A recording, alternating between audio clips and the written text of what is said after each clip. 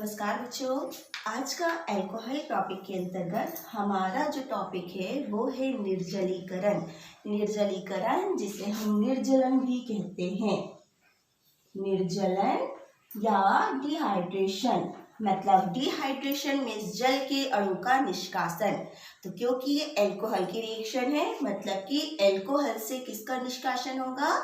जल के अणु का निष्कासन होगा। निर्जलीकरण मतलब जल के अणु का निकलना। तो किस प्रकार से होता है? तो यहाँ पर कहा जाता है कि जब अल्कोहल की अभिक्रिया अम्ल की उपस्थिति में सांद्र सल्फ्यूरिक अम्ल के साथ की जाती है तो जल के एक अणु का विलोपन होता है और इसके फलस्वरूप एल्कीन बनती हैं। किस प्रकार से? हम लेते हैं अल्कोहल। अल्कोहल मीन्स R, यहाँ पर ये हो गया R, फिर CH2, फिर आगे लिख लेते हैं CH2OH। तो यहाँ पर ये हुआ RCH2CH2OH, जिसको हम क्या बोल रहे हैं? अल्कोहल। और इसकी अभिक्रिया जब सल्फ्यूरिक अम्ल H2SO4 की प्रेजेंस में होती है तो इससे जल के अणु का विलोपन होता है। किस प्रकार से? तो यहाँ पर कहा जाता है हाइड्रोक्सी समूह जिस कार्बन से जुड़ा होता है वहां से हाइड्रोक्सी समूह निकलेगा और दूसरे कार्बन से क्या निकलेगा? हाइड्रोजन। तो इसी को हम अगर इस तरीके से लिखें, ये जो हाइड्रोक्सी समूह है उसको मैंने इस कार्बन से यहाँ जोड़ के नीचे लिख दिया और एक हाइड्रोजन को यहाँ। तो यहाँ पर एक कार्बन से हाइड्रोक्सी समूह और दूसरे कार्बन से क्या निकल जाएगा? हाइड्रोजन। तो ये H2O का क्या हो जाएगा? विलोपन, -H2O।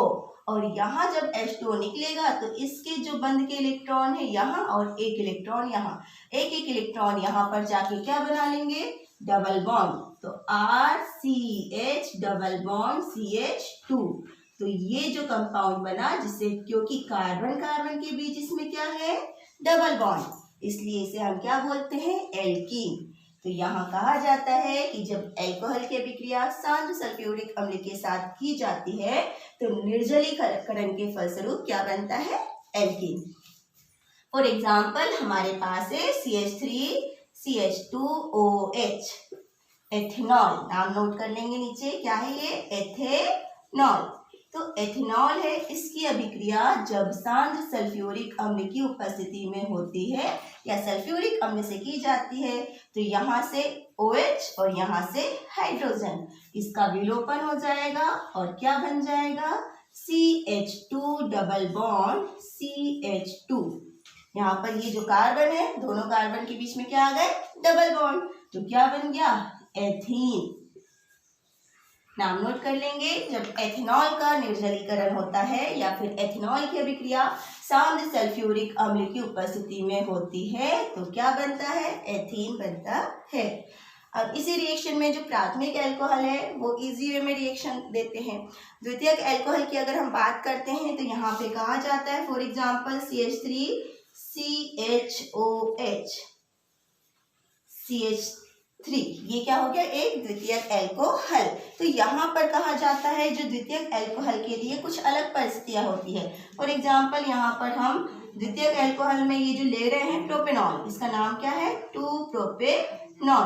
तो 2-प्रोपेनॉल की अभिक्रिया हम करवाते हैं लगभग 85% फास्फोरिक अम्ल H3PO4 फास्फोरिक अम्ल से जब करवाते हैं तो जो निर्जलन होता है उस निर्जलन में क्या बन जाएगा? यहाँ पे ये वाला हाइड्रोजन और इस दोनों में से कोई भी एक कार्बन है, जो पास वाला कार्बन है वहां का हाइड्रोजन, इसका OH और इसका हाइड्रोजन, इसका विलोपन हो जाएगा H2O के रूप में और यहाँ क्या बन जाएगा? CH3CH। अब देखेंगे आप, OH निकल गया, यहाँ हाइड्रोजन है और यहाँ क्या बचा? CH डबल बॉन्ड CH2, क्या बन गया? प्रोपीन। तो यहाँ पर यही कहा जाता है कि जब अगर हम द्वितीयक या तृतीयक अल्कोहल लेते हैं तो द्वितीयक और तृतीयक अल्कोहल के लिए अपेक्षाकृत जो मध्यम, हम जो सांद्र सल्फ्यूरिक अम्ल ले रहे थे यहाँ पर मध्यम परिस्थिति में हो जाता है, हम फास्फोरिक अम्ल का यूज कर सकते हैं। फिर यहाँ पर अगर हम तृतीयक अल्कोहल लेते हैं CH3CH3OH, तो यहाँ पर भी जो निर्जलीकरण होता है मध्यम परिस्थिति, तो यहाँ पर लगभग 40% हम ले सकते हैं फास्फोरिक अम्ल H3PO4। 40% जो फास्फोरिक अम्ल है उसकी प्रेजेंस में अभिक्रिया होगी और तीनों में से किसी भी कार्बन से हाइड्रोजन का विलोपन हो जाएगा -H2O के रूप में। और यहाँ भी जो एल्कीन बनेगी वो साकित एल्कीन होगी CH3C डबल बॉन्ड CH2CH3, है ना। यहाँ से अगर विलोपन हुआ तो हमने ये लिख दिया। नाम अगर इसका देखें तो क्या हो जाएगा, प्रोपीन है, लेकिन सेकंड नंबर पे क्या लगा है, मैथिल समूह, तो 2-मेथिल प्रोपीन। क्या नाम हो जाएगा इसका, 2-मेथिल प्रोपीन। नाम आपको सबके बनने चाहिए। तो यहाँ पर अगर हमने प्राथमिक, द्वितीयक और तृतीयक एल्कोहल का क्या देख लिया, साथ में निर्जलीकरण। तो जब आप बुक्स के क्वेश्चन सॉल्व करेंगे तो उसमें शायद इनके नाम आपको मिल जाएंगे। क्या होता है जब 2-प्रोपेनॉल का निर्जलन H3PO4 के साथ किया जाता है, या फिर क्या होता है जब 2-प्रोपेनॉल की अभिक्रिया फास्फोरिक अम्ल से की जाती है। क्या होता है जब, इसका नाम क्या है, हमने बहुत बार पढ़ चुके हैं, 2-मेथिल प्रोपेन 2-ऑल। क्या होता है जब 2-मेथिल प्रोपेन 2-ऑल की जो अभिक्रिया है वो फास्फोरिक अम्ल के साथ होती है, तो क्या बनेगा, 2-मेथिल प्रोपीन। एथेनॉल में भी वही क्वेश्चन, क्या होता है जब एथेनॉल की अभिक्रिया सांद्र सल्फ्यूरिक अम्ल से होती है। तो अगर आपने देखा सांद्र सल्फ्यूरिक अम्ल है मतलब क्या होगा, निर्जलीकरण, और निर्जलीकरण के फलस्वरूप क्या बनेगा, एथीन। कोई भी एल्कीन बन सकते हैं। तो ये रिएक्शन हो गई क्या, निर्जलीकरण।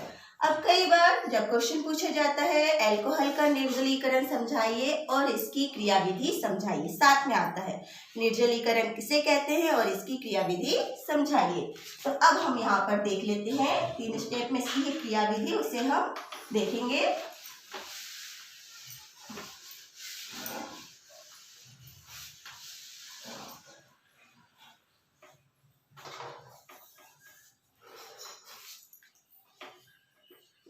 क्रिया विधि, इसकी मैकेनिज्म है जो निर्जलीकरण की, वो 3 स्टेप में होती है।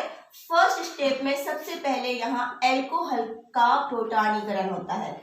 एल्कोहल का प्रोटानन या प्रोटानीकरण बोलते हैं हम, एल्कोहल से प्रोटान का जुड़ना, एल्कोहल का प्रोटानीकरण।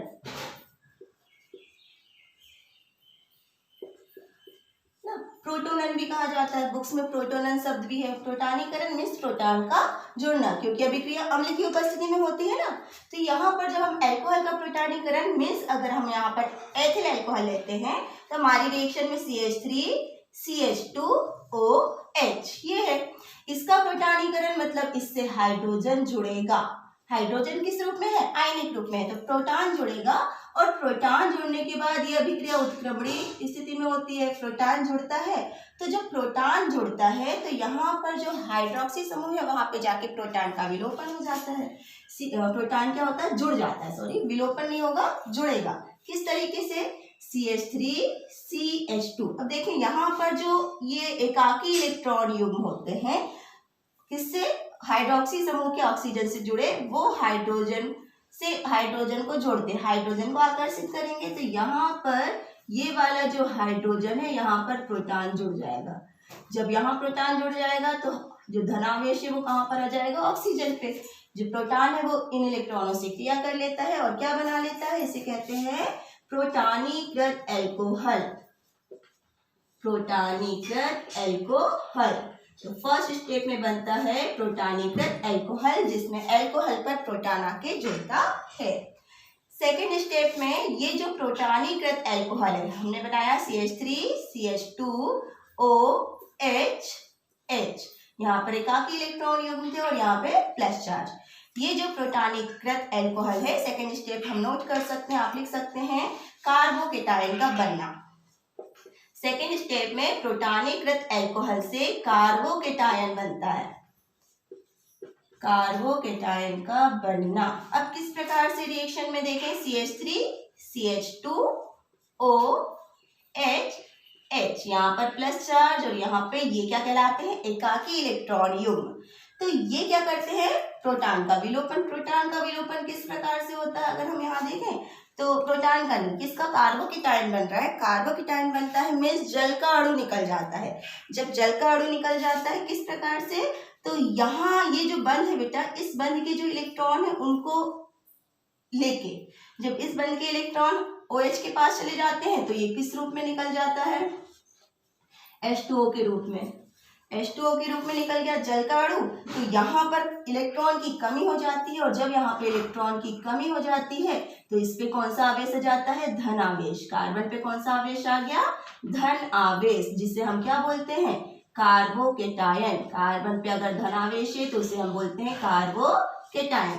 तो सेकेंड स्टेप में जल के अणु का विलोपन होता है, जिसके फलस्वरूप क्या बनता है, कार्बोकेटायन। और थर्ड स्टेप में फिर से होता है प्रोटॉन का विलोपन। प्रोटॉन का विलोपन, जो कार्बोकेटायन है वो प्रोटॉन को विलोपित करता है। किस प्रकार से, अगर हम देखें CH3 CH2, इस पे क्या था +4, ये प्रोटॉन का विलोपन करता है।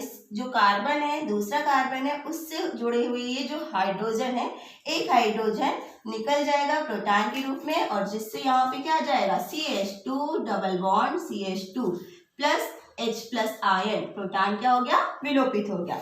थोड़ा सा और अगर मैकेनिज्म समझे ना, तो यहाँ पर 2 है, 3 हाइड्रोजन है, इसको हम इस प्रकार से लिख लेंगे। ये जो हाइड्रोजन है, ये जो हाइड्रोजन है वो क्या करता है, अपने इलेक्ट्रॉन यहाँ दे देता है। जब अपने इलेक्ट्रॉन यहाँ पर दे देगा तो यहाँ पर क्या बन गया, डबल बॉन्ड, और जो धनावेश है वो धनावेश बैलेंस हो गया। ये हाइड्रोजन है, किसके रूप में निकल गया, प्लस आयन के रूप में। तो ये क्या बन गया, एल्कीन, जिसे हम कहते हैं एथीन। तो ये हो गई। इससे हमारे पास हमने लिया था एथेनॉल। ये क्या है हमारे पास, एथेनॉल। एथेनॉल का निर्जलीकरण की क्रियाविधि बुक्स में आपको मिल जाएगी कि निर्जलीकरण किसे कहते हैं, एथिल अल्कोहल या एथेनॉल के निर्जलीकरण की क्रियाविधि समझाइए। तो जब क्वेश्चन पूछा जाता है तो आपको बताना है कि जो निर्जलीकरण की क्रिया है उसमें क्या होता है, जब अल्कोहल की अभिक्रिया शांत सल्फ्यूरिक अम्ल से होती है तो एल्कीन बनते हैं, और इस अभिक्रिया में जल के अणु का निष्कासन होता है, जिसे हम कहते हैं निर्जलीकरण। यह पूरी अभिक्रिया 3 पदों में होती है।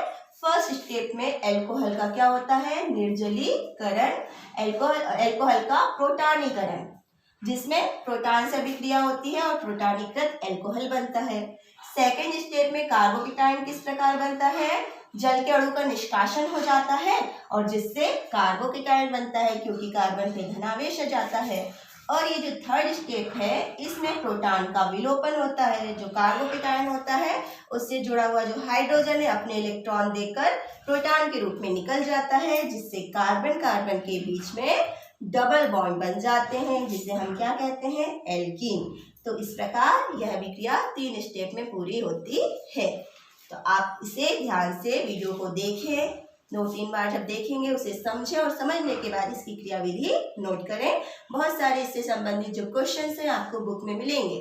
आपको इस चीज का भी ध्यान रखना है बेटा कि हमने ये अभिक्रिया एथेनॉल की बताई, यही अभिक्रिया आप प्रोपेनॉल की करके देखें, यही अभिक्रिया आप ब्यूटेनॉल की करके देखें, क्योंकि ये तो हमने आपको बता दी है।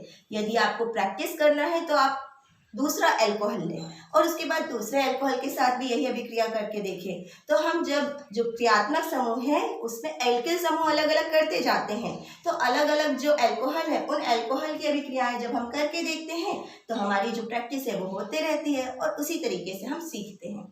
तो हमें कोई भी चीज़ पढ़ना है तो उसके लिए सीखना जरूरी है। एक बार हमने उसे समझा, दूसरी बार हमने उसे खुद से करके देखा। जब हमसे खुद से कोई चीज़ करके आती है तभी हम सीखते हैं। तो आप प्रैक्टिस करें और सीखें। Thank you.